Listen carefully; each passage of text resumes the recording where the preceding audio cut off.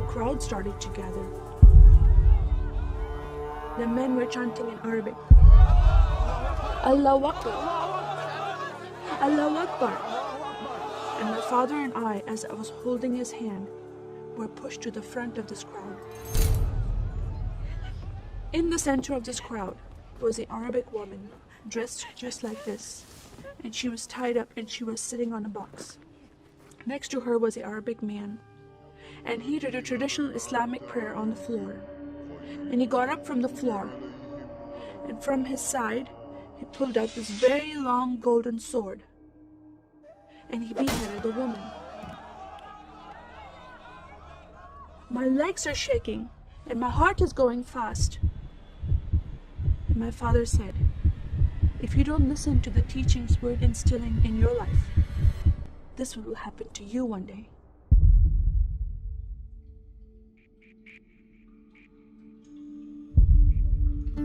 I was born and raised in a small country by the name of Kuwait, a community of 98% Muslim population. 2 of my uncles are imams, and 1 is president of a mosque, where I would hear the call to prayer 5 times a day.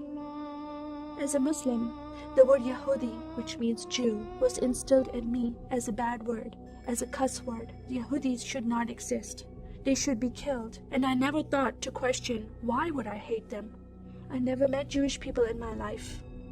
They never did anything to harm my family. I just hated them. Just the word brought hatred in my heart. It's very important to learn the Quran and the Hadith and even memorize it in Arabic. I even entered a competition where you recite a long chapter in front of Islamic leaders and teachers.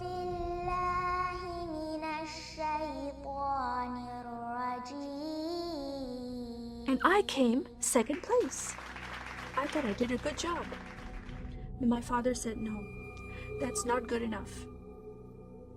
Most of my life for me, it was alone, by myself, broken person, in need of love from my family, but I never received it from them. I tried to experience this love from Creator God, from Allah.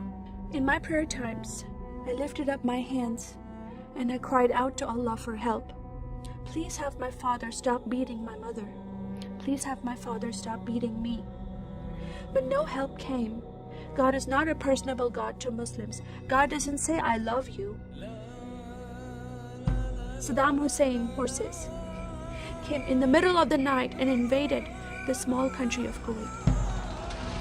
And then they came to my city and they destroyed property and they looted people's home and they stole possessions and they killed the men and they raped the women. Then we were granted asylum status to stay in the US. My grandmother suddenly got very sick. She had a heart attack and she went to the hospital.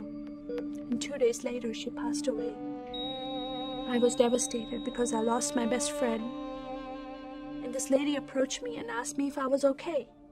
And I said, no, Paula, my grandmother died. And I just started to cry again. At that moment, I was hurting so much, only crying helped. And Paula came to me and put her arms around me and she gave me a hug. And then she asked me a question. Would you like to go to church with me? When I walked into this church, I experienced love from these people and acceptance from these people like I've never before. Fellowshipping together. They were men and women together. They didn't have to be separate. No one was judging each other. And they knew I was Muslim. They were so friendly to me themselves, accepting of me and loving of me. And that was really surprising to me. And for the first time in my life, I heard a message from the Bible. He started reading the message about Yeshua. When he walked into the synagogue, he was given a scroll from Prophet Isaiah, and he opened the scroll and he started reading that scripture. That the Spirit of the Sovereign Lord is upon me, because he has anointed me to preach the gospel to the poor.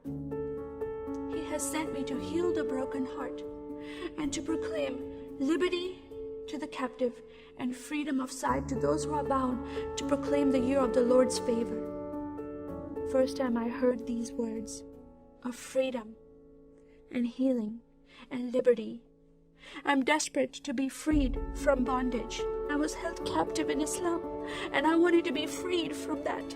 I was blinded with so much hatred in my heart. The darkness broke from my eyes. The veil came off my heart. I knew the decision I was making to leave Islam is a big decision. By Sharia law, Islamic law, it is death penalty. But I'm desperate to know a living God. In that day, I gave my life to becoming a follower of Jesus. This is the God of Israel, God of Abraham, Isaac, and Jacob. And the nation of Israel is God's heartbeat. And I said, God, forgive me. I did not know I hated your people. I love the Jewish people because it's their God, their Messiah that I'm following. And he told me to love them. I never knew what happened to the 6 million Jews that died. I never heard that in Kuwait in history. Now that I met Holocaust survivors, I know their story, and I shared my story with them. Your God, your Messiah, changed my heart, giving his life for me, so I can have life everlasting. He rescued me. He saved me. He came and brought joy in my life again. And I'm a blessed woman. And I start crying, and they start crying, and we are able to relate to each other, and they embrace me, and they love me, and they experience some healing, I believe, when they hear my story. It is a privilege to have that in my life. I am one for Israel.